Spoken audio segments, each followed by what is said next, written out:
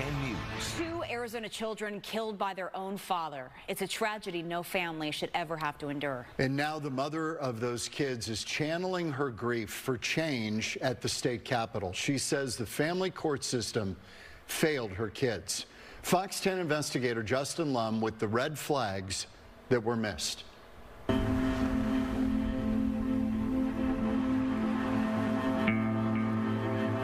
It was the Monday before summer break, so I thought in my head, that's very strange. Why would they be absent? There's only 4 more days of that school week before summer. There was no answer at the door. I remember there's 2 police officers that came towards me, and they said, "We're sorry to inform you, but all 3 are deceased inside." And yeah, that's when my world shattered. So this on the left right here? Right. How do you make sense of it all when the person you once trusted more than anyone takes away the 2 people you love most? This is a surprise police department. We're conducting a welfare check. Come out to the front door. Keep your hands up and open. Hope Hooten is still picking up the pieces.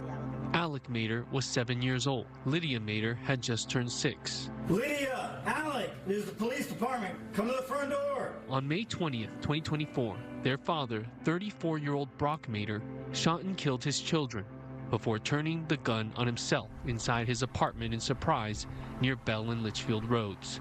But the warning signs came several months before. In October of 2023, Hope told Brock that she wanted a divorce following an argument.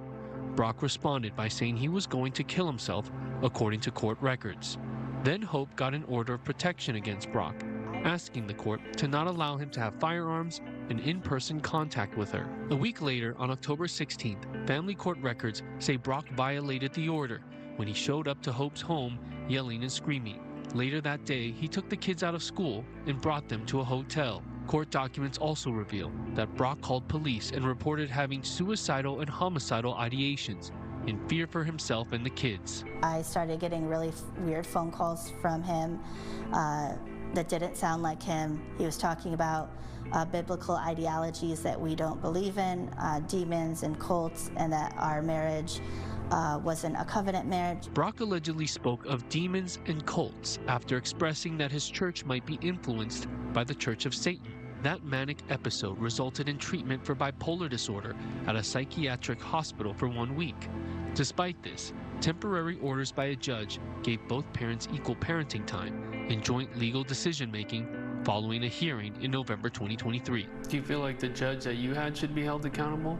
Yes, I definitely do, and that's why I am spreading awareness, talking about my case. I say his name out loud. It's Judge Michael Valenzuela. In Valenzuela's orders, he wrote that to mandate supervision, he had to find that the children were in actual danger. I knew that Brock was unsafe to be with the children, unsupervised, but my hands were tied because that was the court and that was their ruling. 6 months later, Alec and Lydia were murdered.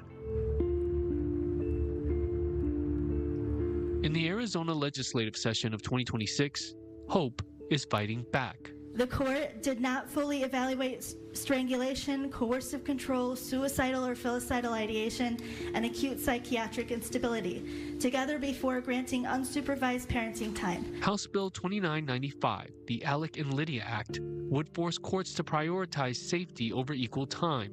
It requires judges to make written findings on domestic violence patterns, using police records and medical history as primary evidence.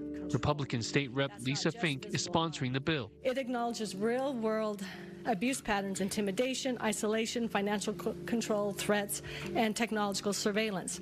This is a significant correlation between coercive control and homicide and suicide. After that evidentiary hearing in 2023, Judge Valenzuela wrote that the evidence considered in his decision included case history and exhibits like text messages between both parties. Hope believes that if a law like HB 2995 was in place during her custody battle, Brock's mental health crisis would get a much closer look, and he would be legally barred from unsupervised time with their kids. Court-appointed doctors evaluated Brock Mater as the divorce proceedings went on for months, all while sharing equal parenting time. Court notes that the evaluation looked pretty comprehensive, and ultimately There were some recommendations made about follow-up care. By April 2024, Judge Valenzuela determined that there were no safety concerns as long as Brock was compliant with treatment and medications.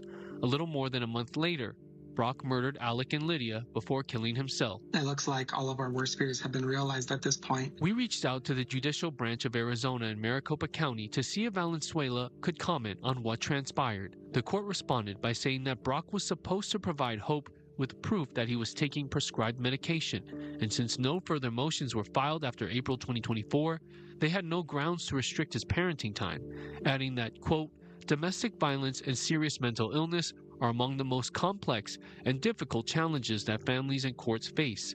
The court takes those responsibilities with the utmost seriousness. I believe that in cases that have been known to the courts where murder, suicides, and other horrible things happen, that those judges, that those names and those cases need to be out in the open. They need to be publicized. Professor Dale Cheka of Albany Law School is an expert on family court and studies filicide by fathers.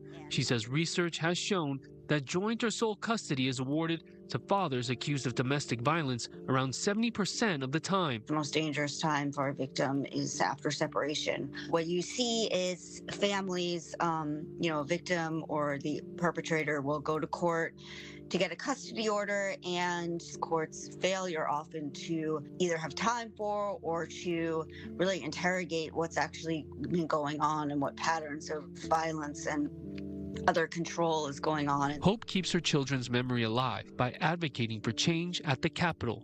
Instead of being angry, she's grateful for the years she spent with them. It was great being their mom, and I'm so blessed to have the time that I've had with them to watch them grow. I'm Justin Lum for Fox 10 Investigates.